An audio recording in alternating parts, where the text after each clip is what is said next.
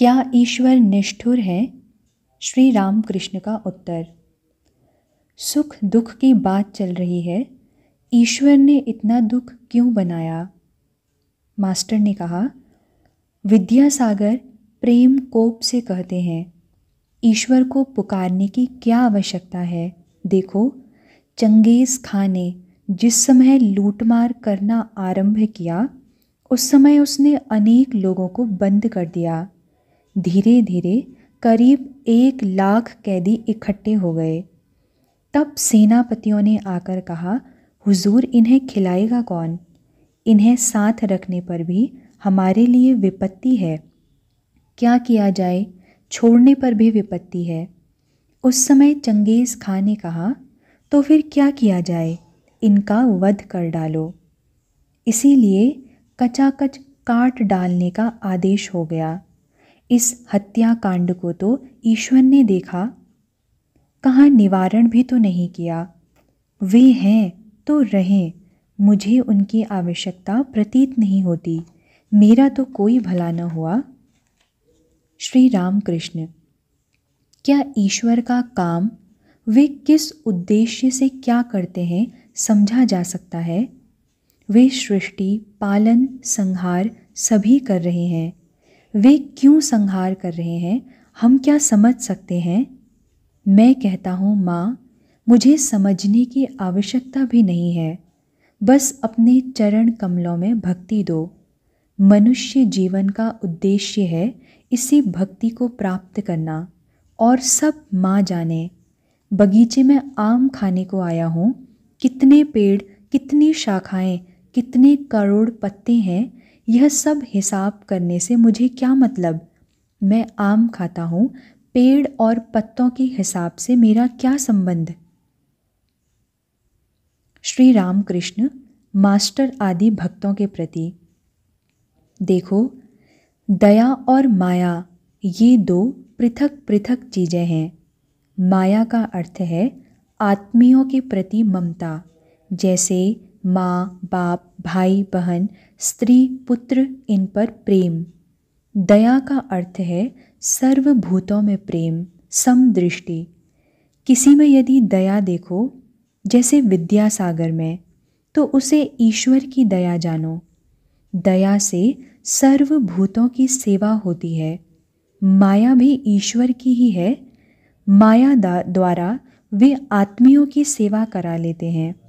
पर इसमें एक बात है, माया अज्ञानी बनाकर रखती है और बद्ध बनाती है, परंतु दया से चित्त शुद्धि होती है और धीरे धीरे बंधन मुक्ति होती है। चित्त शुद्धि हुए बिना भगवान के दर्शन नहीं होते। काम, क्रोध, लोभ, इन पर विजय प्राप्त करने से उनकी कृपा होती है, तब उनके दर्शन होते हैं। तुम लोगों को बहुत ही गुप्त बातें बता रहा हूँ। काम पर विजय प्राप्त करने के लिए मैंने बहुत कुछ किया था। आनंद सा आसन में के चारों ओर जय काली कहते हुए कई बार प्रदक्षिणा की। मेरी 10-11 वर्ष की उम्र में जब मैं उस देश में था, उस समय वह स्थिति समाधि की स्थिति प्राप्त हुई थी। मैदान में से जाते जाते जो कुछ देखा, उससे मैं विह्वल हो पड़ा था। ईश्वर दर्शन के कुछ लक्षण हैं। ज्योति देखने में आती है, आनंद होता है। हृदय में बीच बीच में एक महावायु उठती है। मारवाड़ी भक्तों के साथ। तीसरा प्रहर बीत गया है। मास्टर तथा 2-1 भक्त बैठे हैं। कुछ मारवाड़ी भक्तों ने आकर प्रणाम किया। वे कलकत्ते में व्यापार करते हैं। उन्होंने श्री राम कृष्ण से कहा, आप हमें कुछ उपदेश दीजिए। श्री राम कृष्ण हंस रहे हैं। श्री राम कृष्ण मारवाड़ी भक्तों के प्रति। देखो, मैं और मेरा दोनों अज्ञान हैं।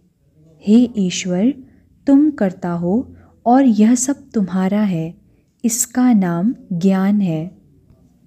और क्यों कर कहोगे? बगीचे का कर्मचारी कहता है मेरा बगीचा, परंतु कोई अपराध करने पर मालिक उसे निकाल देता है।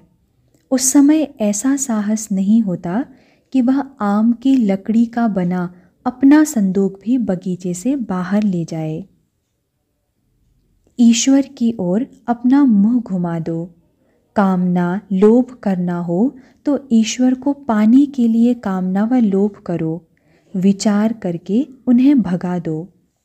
हाथी जब दूसरों के केले के पेड़ खाने जाता है तो महावत उसे अंकुश मारता है। तुम लोग तो व्यापार करते हो, जानते हो कि धीरे धीरे उन्नति करनी होती है। कोई पहले अंडी पीसने की घानी खोलता है और फिर अधिक धन होने पर कपड़े की दुकान खोलता है। इसी प्रकार ईश्वर के पथ में आगे बढ़ना पड़ता है। बने तो बीच बीच में कुछ दिन निर्जन में रहकर उन्हें अच्छी तरह से पुकारो। फिर भी जानते हो, समय न होने पर कुछ नहीं होता। किसी किसी का भोग कर्म काफ़ी बाकी रह जाता है, इसीलिए देरी होती है। फोड़ा कच्चा रहते चीरने पर हानि पहुंचाता है। पककर जब मुंह निकलता है उस समय डॉक्टर चीरता है। मारवाड़ी भक्तगण बीच बीच में श्री रामकृष्ण की सेवा के लिए मिठाई, फल, सुगंधी मिश्री आदि लाते हैं, परंतु श्री रामकृष्ण साधारणतः उन चीज़ों का सेवन नहीं करते। कहते, वे लोग अनेक झूठी बातें कहकर धन कमाते हैं, इसीलिए उपस्थित मारवाड़ियों को वार्तालाप के भीतर से उपदेश दे रहे हैं। श्री रामकृष्ण, देखो, व्यापार करने में सत्य की टेक नहीं रहती। व्यापार में तेजी मंदी होती रहती है। नानक की कहानी में है, उन्होंने कहा, असाधु की चीज़ें खाने गया तो मैंने देखा कि सब कुछ खून से लथपथ हो गई हैं। साधु को शुद्ध चीज़ देनी चाहिए, मिथ्या उपाय से प्राप्त की हुई चीज़ें नहीं देनी चाहिए। सत्य पथ द्वारा ईश्वर को प्राप्त किया जा सकता है। सदा उनका नाम लेना चाहिए। काम के समय मन को उनके हवाले कर देना चाहिए। जिस प्रकार मेरी पीठ पर फोड़ा हुआ है, सभी काम कर रहा हूँ, परंतु मन फोड़े में ही है। राम नाम लेना अच्छा है। जो राम दशरथ का बेटा है, उन्होंने जगत की सृष्टि की है। वे सर्वभूतों में हैं और वे ही अत्यंत निकट हैं। वे ही भीतर और बाहर हैं। वही राम दशरथ का बेटा, वही राम घट घट में लेटा, वही राम जगत पसेरा, वही राम सबसे न्यारा। राखाल प्राण कृष्ण केदार आदि भक्तों के साथ। श्री रामकृष्ण जमीन पर बैठे हुए हैं। पास ही टोकरी भर जलेबियां रखी हैं। किसी भक्त ने लाई हैं। आपने जलेबी का एक टुकड़ा तोड़कर खाया।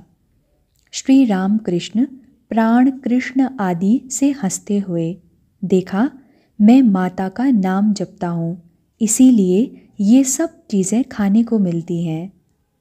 परंतु वे लौकी कोहड़े जैसे फल नहीं देती।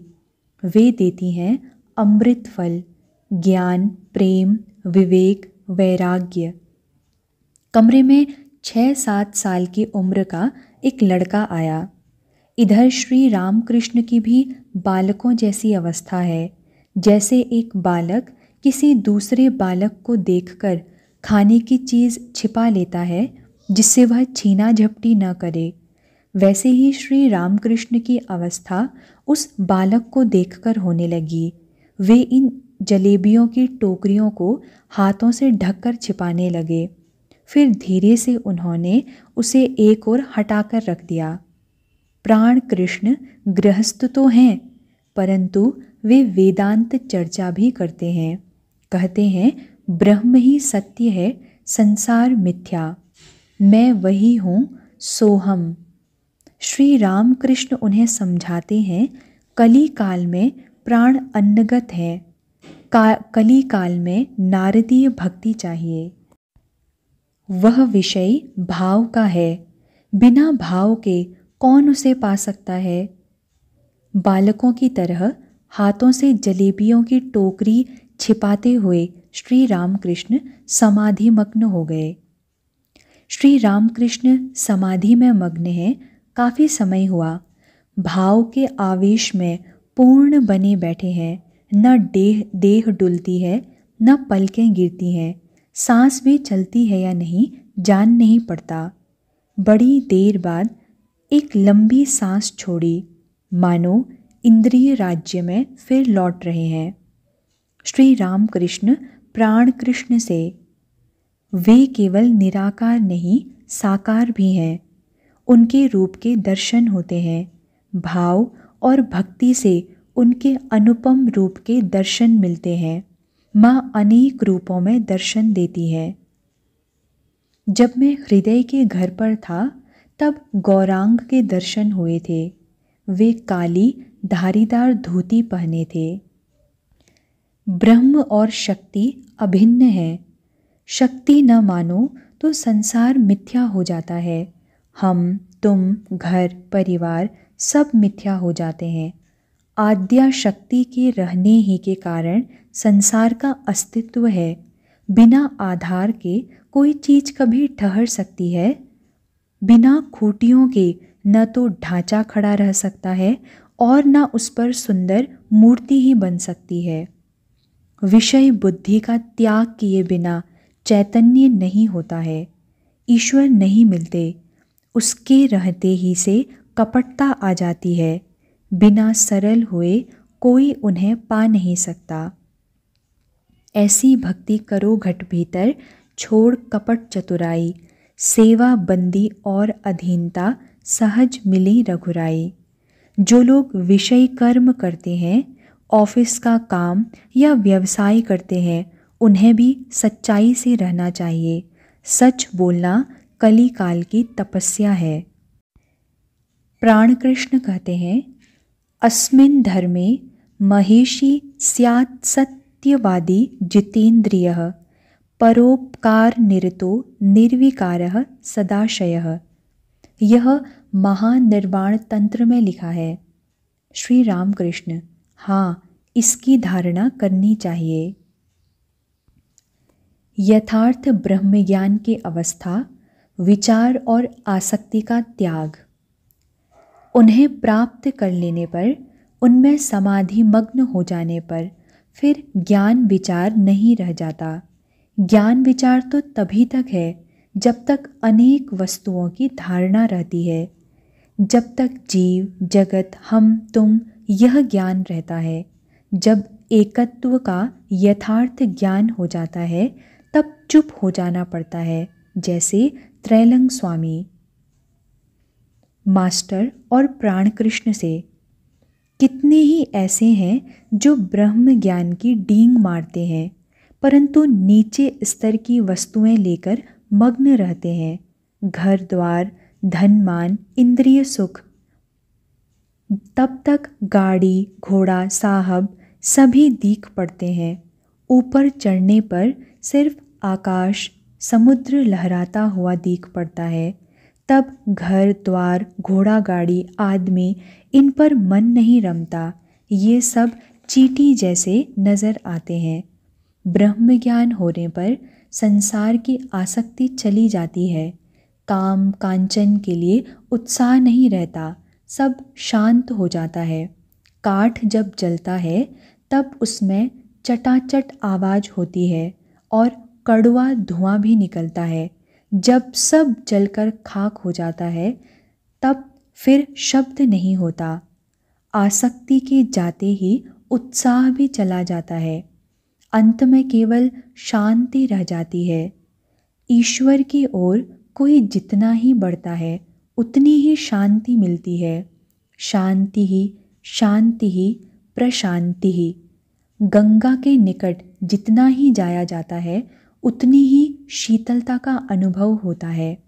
नहाने पर और भी शांति मिलती है। परंतु जीव, जगत, 24 तत्व, इनकी सत्ता उन्हीं की सत्ता से भासित हो रही है। उन्हें छोड़ देने पर कुछ भी नहीं रह जाता। एक के बाद शून्य रखने से संख्या बढ़ जाती है। एक को निकाल डालो तो शून्य का कोई अर्थ नहीं रह जाता। प्राण कृष्ण पर कृपा करने के लिए श्री रामकृष्ण अपनी अवस्था के संबंध में कह रहे हैं। ब्रह्म ज्ञान के उपरांत भक्ति का मैं। श्री रामकृष्ण, ब्रह्म ज्ञान के पश्चात, समाधि के पश्चात कोई कोई नीचे उतरकर विद्या का मैं, भक्ति का मैं लेकर रहते हैं।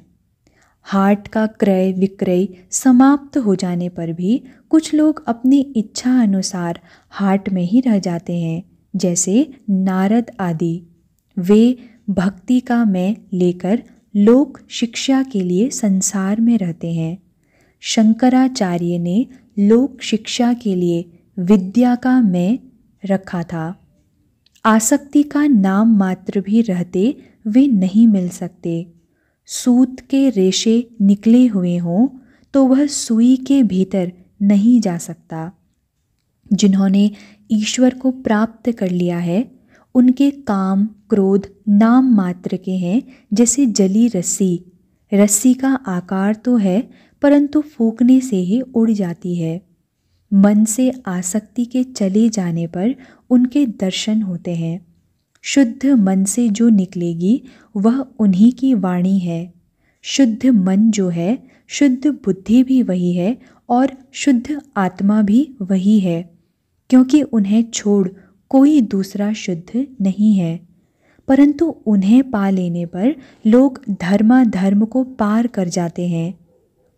इतना कहकर श्री रामकृष्ण मधुर कंठ से भक्त राम प्रसाद का एक गीत गाने लगे। उसका मर्म यह है, मन चल सैर करने चलें, काली रूपी कल्पलता के नीचे तुझे चारों फल मिल जाएंगे। अपनी प्रवृत्ति और निवृत्ति इन दो पत्नियों में से तू निवृत्ति को साथ लेना और उसी के पुत्र विवेक से तत्व की बातें पूछना। अभ्यास योग, दो पथ, विचार और भक्ति। दिन के 3 बजे हैं। मारवाड़ी भक्त जमीन पर बैठे हुए श्री रामकृष्ण से प्रश्न कर रहे हैं। कमरे में मास्टर, राखाल और दूसरे भक्त भी हैं। मारवाड़ी भक्त, महाराज उपाय क्या है? श्री रामकृष्ण, उपाय 2 हैं, विचार मार्ग और अनुराग अथवा भक्ति का मार्ग। सत असत का विचार, एकमात्र सत्य या नित्य वस्तु ईश्वर है और सब कुछ असत या अनित्य है। इंद्रजाल दिखलाने वाला ही सत्य है, इंद्रजाल मिथ्या है, यही विचार है। विवेक और वैराग्य, इस सत असत विचार का नाम विवेक है। वैराग्य अर्थात संसार की वस्तुओं से विरक्ति। यह एकाएक नहीं होता, प्रतिदिन अभ्यास करना चाहिए। कामिनी कांचन का त्याग पहले मन से करना पड़ता है, फिर उनकी इच्छा होते ही वह मन से त्याग कर सकता है और बाहर से भी त्याग सकता है। पर कलकत्ते के आदमियों से क्या मजाल जो कहा जाए कि ईश्वर के लिए सब कुछ छोड़ो। उनसे यही कहना पड़ता है कि मन ही में त्याग करो। अभ्यास योग से कामिनी कांचन में आसक्ति का त्याग होता है। यह बात गीता में है। अभ्यास से मन में असाधारण शक्ति आ जाती है। तब इंद्रिय संयम करने और काम क्रोध को वश में लाने में कष्ट नहीं उठाना पड़ता। जैसे कछुआ पैर समेट लेने पर फिर बाहर नहीं निकलना चाहता, कुल्हाड़ी से टुकड़े टुकड़े कर डालने पर भी बाहर नहीं निकलता। मारवाड़ी भक्त, महाराज आपने 2 रास्ते बतलाए, दूसरा कौन सा है? श्री रामकृष्ण, यह अनुराग या भक्ति का मार्ग है। व्याकुल होकर एक बार निर्जन में अकेले में दर्शन की प्रार्थना करते हुए रो। ऐ मन, जैसे पुकारा जाता है उस तरह तुम पुकारो तो सही, फिर देखो भला तुम्हें छोड़कर माँ श्यामा कैसे रह सकती हैं। मारवाड़ी भक्त: महाराज, साकार पूजा का क्या अर्थ है और निराकार निर्गुण का क्या मतलब है? श्री राम कृष्ण: जैसे पिता का फोटोग्राफ देखने से पिता की याद आती है, वैसे ही प्रतिमा की पूजा करते करते सत्य के रूप की उद्दीपना होती है। साकार रूप कैसा है जानते हो? जैसे जलराशि से बुलबुले निकलते हैं, वैसा ही महाकाश चिदाकाश से एक एक रूप आविर्भूत होते हुए दिख पड़ते हैं। अवतार भी एक रूप ही है। अवतार लीला भी आद्या शक्ति ही की क्रीड़ा है। पांडित्य में क्या रखा है? व्याकुल होकर पुकारने पर वे मिलते हैं। नाना विषयों का ज्ञान प्राप्त करने की आवश्यकता नहीं। जो आचार्य हैं उन्हीं को कई विषयों का ज्ञान रखना चाहिए। दूसरों को मारने के लिए ढाल तलवार की ज़रूरत होती है, परंतु अपने को मारने के लिए एक सुई या नरहनी से ही काम चल जाता है। मैं कौन हूँ इसकी ढूंढ तलाश करने के लिए चलो तो उन्हीं के निकट जाना पड़ता है। क्या मैं मांस हूँ या हाड़, रक्त या मज्जा हूँ, मन या बुद्धि हूँ? अंत में विचार करते हुए देखा जाता है कि मैं यह सब कुछ नहीं हूँ। नेति नेति, आत्मा वह चीज़ नहीं कि पकड़ में आ जाए, वह निर्गुण और निरुपाधि है, परंतु भक्ति मत से वे सगुण हैं। चिन्मय श्याम, चिन्मय धाम, सब चिन्मय। मारवाड़ी भक्तगण प्रणाम करके विदा हुए।